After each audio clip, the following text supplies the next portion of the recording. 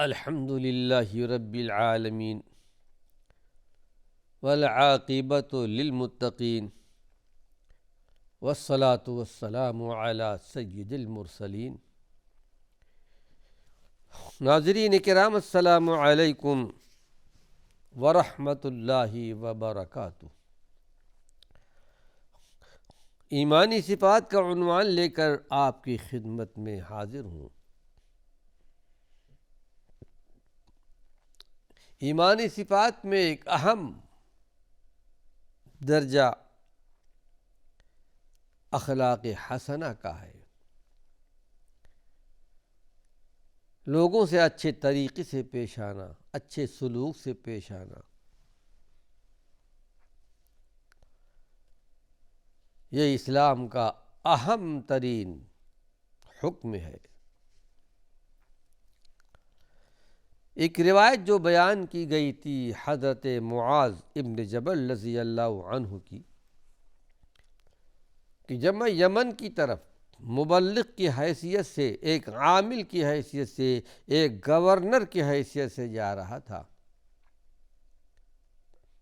بہت ساری نصیحتوں کے بعد جو آپ کے پیارے پیغمبر محمد صلی اللہ علیہ وسلم کی جو ہدایات تھیں، جو وصیت تھی، وہ یہ کہ اے معاذ ابن جبل، اپنے اخلاق کو لوگوں کے لیے اونچی رکھنا، اچھے اخلاق سے پیش آنا۔ کیونکہ ایک گورنر کی حیثیت سے جا رہے تھے، ایک عامل کی حیثیت سے جا رہے تھے،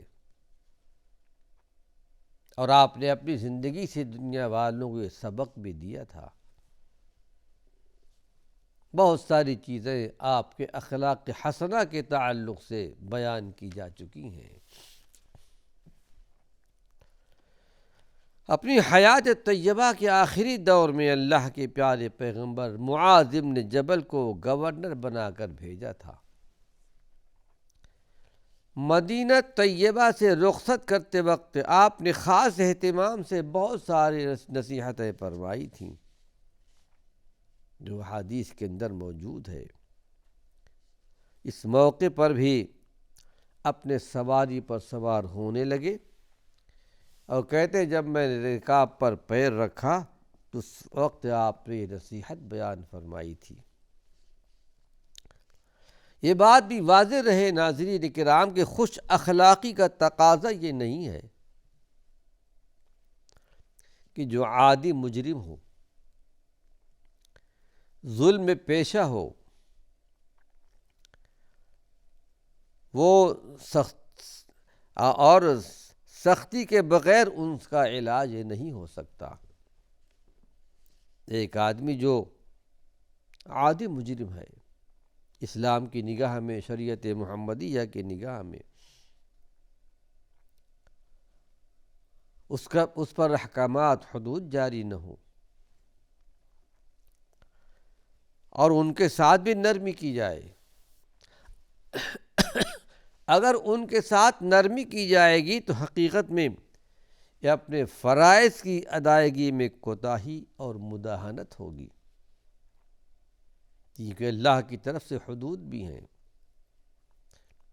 چور چوری کرے گا تو ہاتھ کاٹا جائے گا، زانی زنا کرے گا تو سنگسار کر دیا جائے گا، یا پھر پتھر مار کر ہلاک یا پھر کوڑے لگیں گے،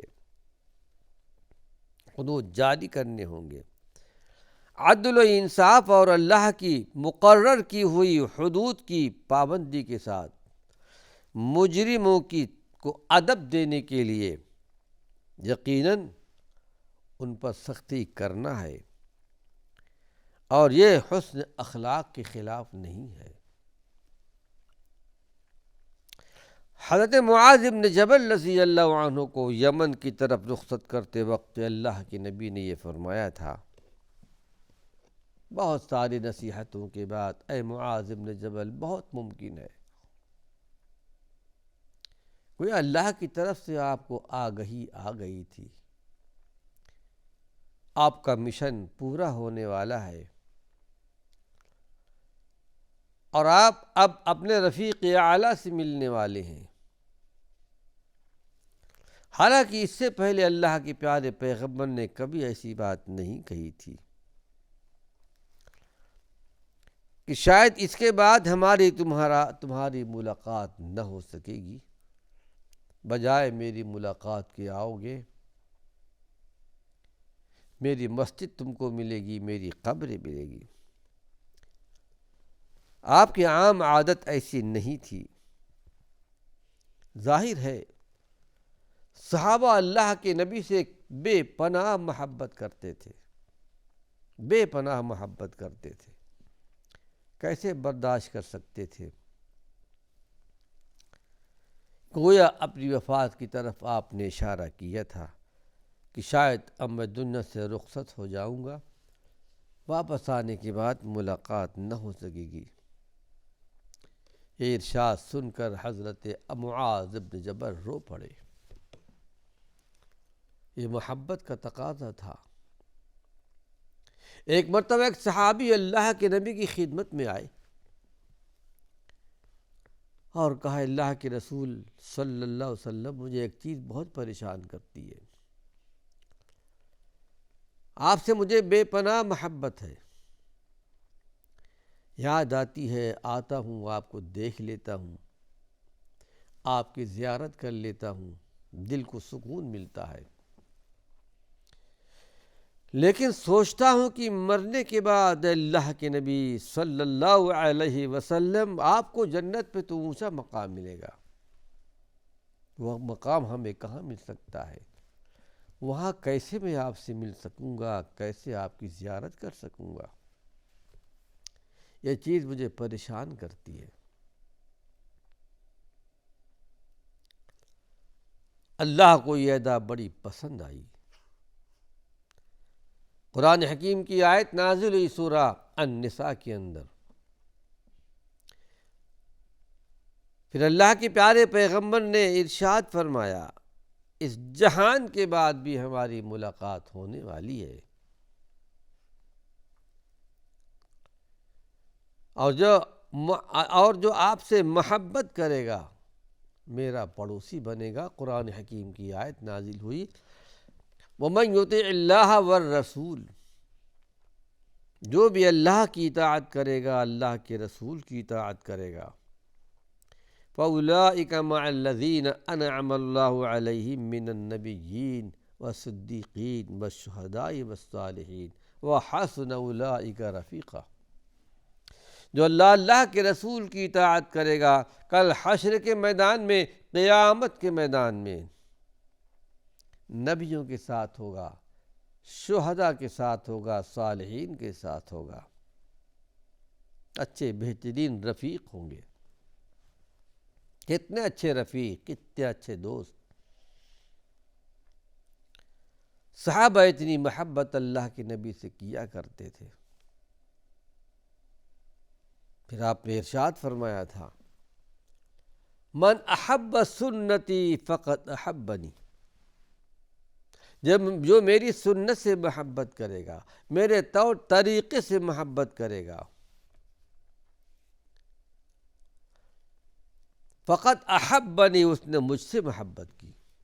یہ پیغام صرف صحابہ کے لیے، انصار و مہاجرین کے لیے نہیں تھا، آپ کا یہ خطاب قیامت تک کے لیے، ہر فرد بشر کے لیے جو اللہ کے پیارے پیغمبر سے محبت رکھتا ہو، آپ کی سنتوں سے محبت رکھتا ہو، طور طریقوں سے محبت رکھتا ہو، گویا اس نے اللہ کے پیارے پیغمبر سے محبت کی۔ وَمَنْ أَحَبَّنِي كَانَ مَعِيَ فِي الْجَنَّةِ، اور جس نے مجھ سے محبت کی، کل حشر کے میدان میں، قیامت کے میدان میں میرے ساتھ جنت میں ہوگا، یعنی جنت میں میرا پڑوسی بنے گا۔ یہی پیغام آپ نے حضرت معاذ بن جبل کو دی، جبکہ آپ کی وفات کو سن کر رو پڑے تھے، آنکھیں اشک بار ہو گئی تھیں، گویا اب آپ سے ملاقات نہ ہو پائے گی۔ پھر اللہ کے پیارے پیغمبر نے یہ فرما کر ان کو تسلی دی، کہ ان اول الناس بی المتقون من کانوا وحیث کانوا، اے معاذ ابن جبل رنج و غم نہ کرو، اس جہان کے بعد بھی ہماری تمہاری ملاقات ہونے والی ہے۔ کل حشر کے میدان میں، قیامت کے میدان میں میرے سب سے زیادہ قریبی وہ لوگ ہوں گے جو متقی اور پرہیزگار ہوں گے۔ پھر آپ کو یہ خطاب من کانو، کوئی بھی ہو، وحیث کانو، کہیں کے بھی رہنے والے ہوں، گویا آپ کی یہ بشارت قیامت تک کے لیے ہر فرد بشر کے لیے جو اللہ کے پیارے پیغمبر پر ایمان رکھتا ہو، اللہ پر ایمان رکھتا ہو، آپ کی سنتوں کو مانتا ہو، شریعت محمدیہ کا پیروکار ہو۔ یہ بشارت ہر اس فرد بشر کے لیے ہے، اس کو اللہ کے پیارے پیغمبر کا پڑوس ملے گا۔ یہ حضرت معاذ بن جبل ہیں، اللہ کے نبی سے بے پناہ محبت رکھتے تھے۔ ایک مرتبہ یہی معاذ بن جبل ہیں، سواری پر سوار تھے، اللہ کے پیارے پیغمبر بہت خوش تھے، کہا کچھ سوال کرنا ہو سوال کر لو، کچھ پوچھنا چاہتے ہو تو پوچھ لو۔ تو کہتے ہیں کہ اللہ کے پیارے پیغمبر، میں جنت میں آپ کے ساتھ پڑوس میں رہنا چاہتا ہوں، جنت میں آپ کی رفاقت چاہتا ہوں۔ آپ نے ارشاد فرمایا اگر چاہتے ہو جنت میں میرے ساتھ میرے پڑوس میں رہنے کا، کثرت سجود سے میری مدد کرنا، یعنی کثرت سے سجدے کرتے رہنا، یعنی کثرت سے نوافل پڑھتے رہنا، یہ درجہ یہ مقام مل جائے گا۔ آئیے اخلاق حسنہ کے تعلق سے ایک روایت اور آپ کے سامنے پیش کر رہا ہوں، جس کو امام مالک رحمۃ اللہ علیہ نے بغیر کسی صحابی کے نام لیے ہوئے بغیر بیان کرتے ہیں موطأ امام مالک میں، کہ عن مالک بلغہ، یعنی روایت امام مالک سے کہ ان کو یہ بات پہنچی ہے کہ ان رسول اللہ صلی اللہ علیہ وسلم قال بعثت لأتمم حسن الاخلاق، کہ اللہ کے پیارے پیغمبر نے ارشاد فرمایا کہ مجھے بھیجا گیا ہے دنیا کے اندر تاکہ میں حسن اخلاق کے تقاضوں کو پورا کر دوں، دین اور توحید کے بعد، توحید اور ایمان کے بعد۔ امام مالک رحمۃ اللہ علیہ نے اس کو اپنی کتاب موطأ امام مالک میں بغیر کسی صحابی کے روایت کیا ہے، لیکن یہی روایت مسند احمد کے اندر حضرت ابو ہریرہ رضی اللہ عنہ نے روایت کی ہے۔ ناظرین کرام، اس روایت سے پتہ چلتا ہے کہ اخلاق کی اصلاح اور مکارم اخلاق، اچھے اخلاق کی تکمیل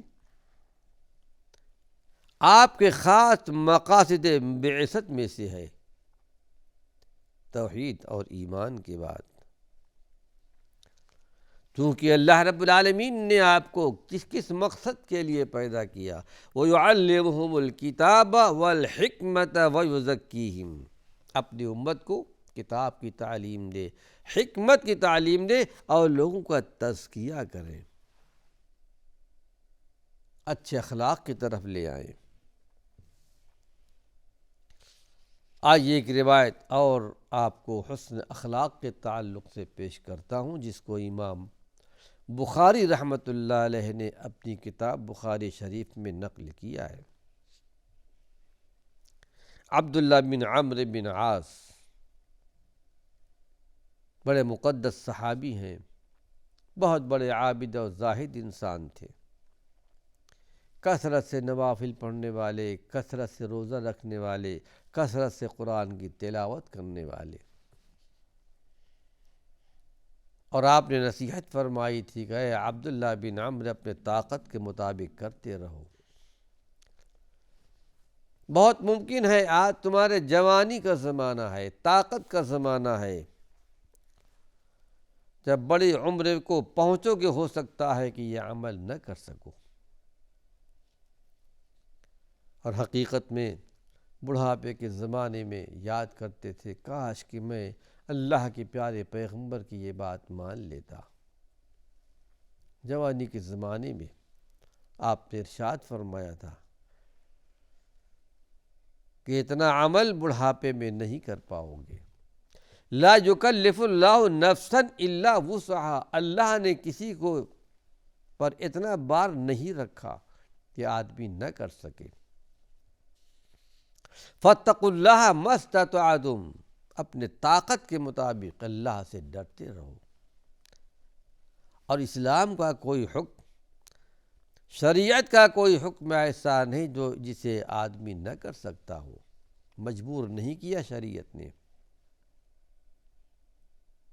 آدمی کھڑے ہو کر نماز نہیں پڑھ سکتا، بیٹھ کے پڑھے، بیٹھ کے نہیں پڑھ سکتا، لیٹ کر پڑھے، اشارے سے پڑھے۔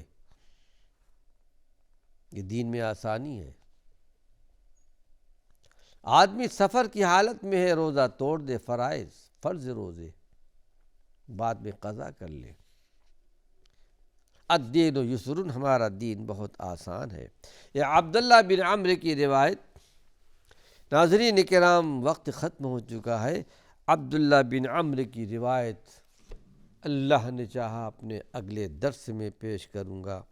وآخر دعوانا ان الحمد للہ رب العالمین۔